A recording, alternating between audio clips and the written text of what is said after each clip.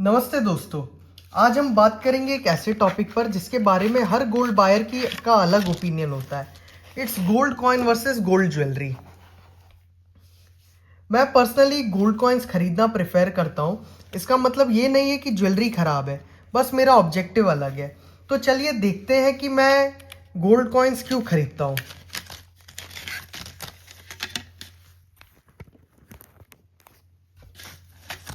सबसे पहला पॉइंट है मेकिंग चार्जेस। जैसे ये मेरे कुछ कॉइन्स है और इनके ऊपर मेकिंग चार्जेस मैक्सिमम 3% है, और वो है ये 1% वाली 1 ग्राम वाली पे इसके ऊपर मुझे 3% का मेकिंग देना पड़ा, और इस पे मुझे 2.5 का देना पड़ा।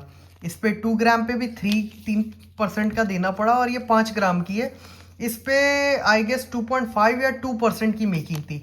और 10 ग्राम में जाओ तो उसके अंदर मेकिंग वॉज आई गेस उस इसके ऊपर अगर 10 ग्राम में जाओ तो उसके अंदर मेकिंग मिलेगी आपको 1.75 के, और ऊपर जाओ पर वो पॉसिबल हो नहीं पाता ऐसे 12-12 16-16 लाख रुपए की बाइंग करना, परचेज करना।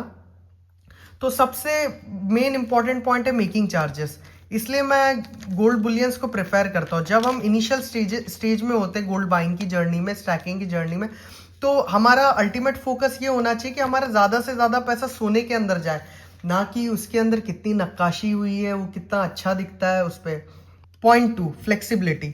सपोज करो कि आपको ये गोल्ड चेन बाय करनी है, तो आप इसमें इसका एक छोटा सा टुकड़ा बाय नहीं कर सकते हो, आपको ये पूरी की पूरी 10 ग्राम की खरीदनी पड़ेगी। और आज की रेट के हिसाब से आपको उसके लिए आपका 140 मेकिंग चार्जेस, जीएसटी और गोल्ड वोल्ड सब मिला के 10 ग्राम की आपको ये चेन पड़ जाएगी। पर इसी के जगह आपको अगर खाली एक ये 1 ग्राम का कॉइन खरीदना है, बुलियन खरीदना है, तो उसके लिए all you need is 15 to 16,000 rupees. तो इसे खरीदना कंपैरेटिवली काफ़ी आसान होता है। और जो गोल्ड स्टैकिंग की का जो गेम होता है उसके अंदर स्पीड इतनी मैटर नहीं करती, उसके अंदर मैटर करता है consistency. In case if you can afford to purchase 10 gram of gold then go for it.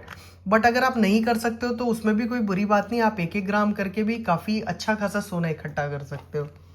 Point 4, jewellery का अपना अलग प्लेस है। मैं ये बिल्कुल नहीं कह रहा हूँ कि ज्वेलरी नहीं खरीदनी चाहिए। ज्वेलरी का की इमोशनल वैल्यू होती है, शादियों में पहनी जाती है, फेस्टिवल्स में पहनी जाती है, फैमिली ट्रेडिशन का पार्ट होती है। अगर आपका ऑब्जेक्टिव गोल्ड पहनना है तो ज्वेलरी बेस्ट है, लेकिन अगर आपका ऑब्जेक्टिव गोल्ड एक्यूमुलेट करना है तो कॉइन्स और बुलियन प्रोडक्ट को कंसिडर करना चाहिए। Point 5, why I like machine made gold chain. ये 10 ग्राम की गोल्ड चेन है, इसके अंदर मुझे 4% मेकिंग देनी पड़ी। और इसको मैंने ये सोच के ख़रीदा है कि कल को अगर मुझे सपोज़ करो ज़रूरत पड़ी तो मैं इसको गोल्ड लोन के लिए दे सकता हूँ, और गोल्ड लोन के लिए दे सकता हूँ, और उसके बाद में मेरे को इसका 75% पैसा मिलेगा।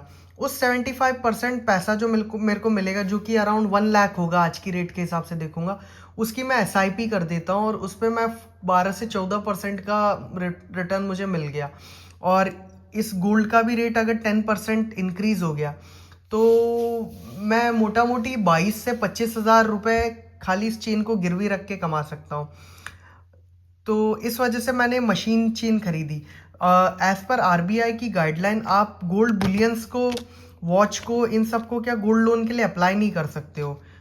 जो गोल्ड लोन के लिए आपको अप्लाई करना रहता है वो 18 से 22 कैरेट के गोल्ड को ही आप कर सकते हो। तो इस केस के लिए ये चेन आपको एक अच्छा लेवरेज प्रोवाइड कर सकती है। कंक्लूजन, मेरे लिए गोल्ड एक फैशन आइटम नहीं है, मेरे लिए गोल्ड वेल्थ प्रिजर्वेशन का टूल है। इसलिए मैं गोल्ड कॉइन्स प्रेफर करता हूँ। अब मैं आपसे पूछना चाहता हूँ, अगर आपके पास आज 1 लाख रुपए हो तो आप गोल्ड ज्वेलरी खरीदेंगे या गोल्ड चेन? कमेंट्स में ज़रूर बताना।